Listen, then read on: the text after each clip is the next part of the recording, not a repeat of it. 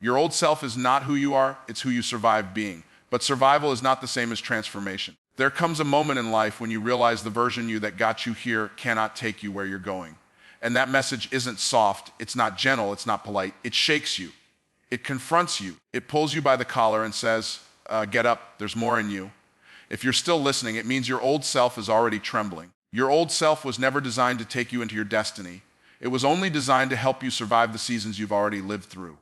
But survival has an expiration date. The version of you that learned how to endure pain, how to tolerate limitation, how to accept less than what you deserve, that version was necessary for where you were, but it is not qualified for where you're going. And the danger most people fall into is confusing a temporary identity with a permanent one. They let the self they became under pressure become the self they carry into purpose. Your old self is made of memories, mistakes, and mindsets that were born in environments you've already outgrown. Think about that. You are letting a version of you shaped by old experiences dictate the choices of a version of you that hasn't even fully awakened yet. The old self says, this is who I've always been. But the truth is, who you've always been was shaped by what you once believed, and beliefs can change. When beliefs change, identity changes. And when identity changes, destiny changes. The old self is built from patterns that feel familiar. Familiar is comfortable and comfort feels safe. But comfort also kills your calling. The problem is not that your old self is strong. The problem is that you keep giving it permission to lead. Every time you say, that's just how I am, you sign a contract with the version of yourself that wants to keep you small. Every time you choose fear instead of faith, hesitation instead of action, excuses instead of responsibility, you reinforce the identity that no longer serves you. Your old self was built to handle survival level living. It learned how to cope, how to adjust, how to get by. But destiny is not a survival conversation. It's an expansion conversation. Survival teaches you to shrink. Destiny teaches you to stretch. Survival says, destiny says, and you cannot carry the mindset of just enough into a life that requires more than enough. The reason this message is powerful is because it exposes a truth most people avoid. Your old self does not die on its own. It dies when you stop feeding it. It dies when you stop identifying with it. It dies when you stop letting your past be your boss. The moment you say, I'm done being governed by who I used to be, the old self begins to collapse, and the new self, the one built for purpose, power, and promise, finally has room to rise. If this hits you deep, don't move. The next part will break the limits you didn't even realize were holding you back. Your transformation begins the very moment you stop negotiating with your limitations, because limitations don't disappear on their own. They get dismantled when you refuse to keep giving them authority. Most people never break their old self because they keep having conversations with their excuses. They argue with their fears, they debate with their doubts, and they try to convince themselves to change while still protecting the habits that keep them small. You cannot negotiate your way into a new identity. Transformation requires a non-negotiable decision. I will not let this version of me run my life anymore. Every limitation you have ever accepted was strengthened by repetition. The more you say, I can't, the more your identity agrees. The more you say, maybe later, the more your potential gets postponed. The more you hide behind fear, the more fear becomes your language. And the truth is, most limitations were not born in your reality. They were born in your mind. They came from what you were told, what you experienced, what you believed during moments of pain, or what you accepted during moments of weakness. And because those limitations feel familiar, people protect them like they are part of who they are. But a limitation is not your personality. It is a belief you kept long enough for it to feel permanent. Negotiation is the enemy of transformation.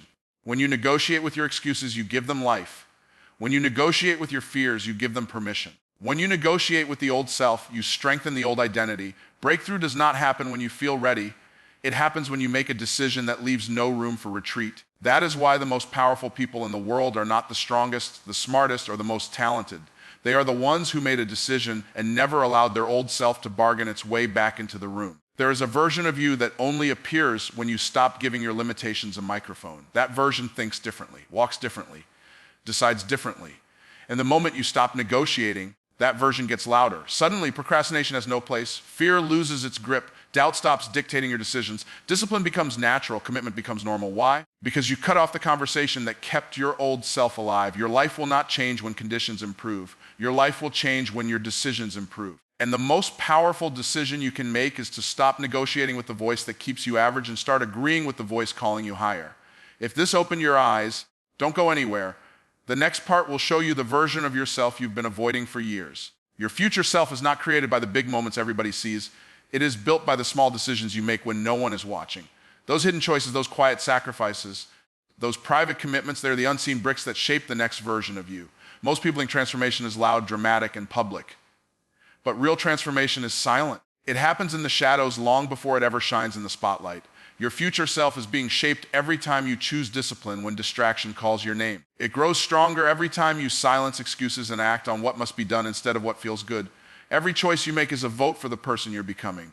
Every time you hit snooze, you cast a vote for the old self. Every time you wake up and move with intention, you vote for the future self. Every time you procrastinate, you reinforce the identity that keeps you stuck. Every time you take action, even imperfect action, you reinforce the identity that leads you forward. Your habits are not just routines, they are identity, shaping rituals. They are sculpting who you will be months, years, even decades from now.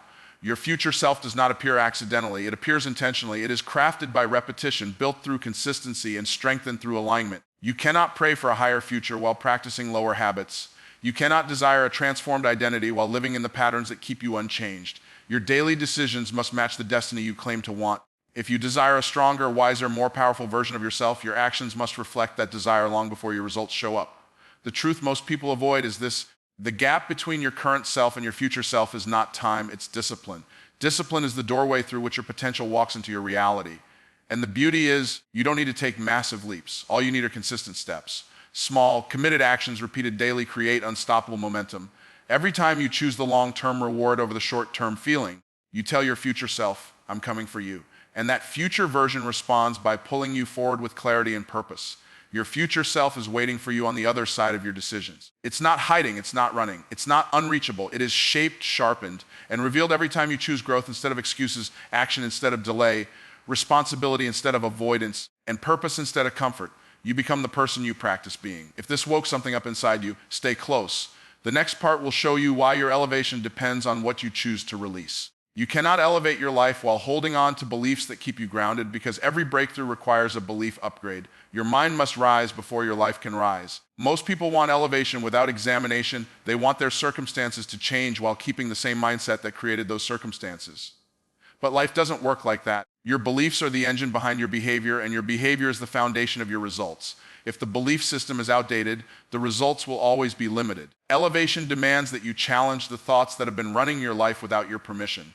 Every belief you carry either lifts you or limits you. The beliefs that lift you empower you to move, build, risk, and grow. The beliefs that limit you convince you that you are smaller than your calling, weaker than your purpose, and less capable than your potential. Some of those limiting beliefs didn't even come from you. They came from experiences, voices, environments, and moments you never healed from. But just because a belief feels true doesn't mean it is truth. A belief is only a thought you repeated long enough for it to feel real. Before elevation, there is always confrontation. You will have to confront the belief that says, I'm not ready. You will have to confront the belief that says, I'm not enough. You will have to confront the belief that says, people like me don't change. These beliefs feel safe because they are familiar, but they are dangerous because they are false.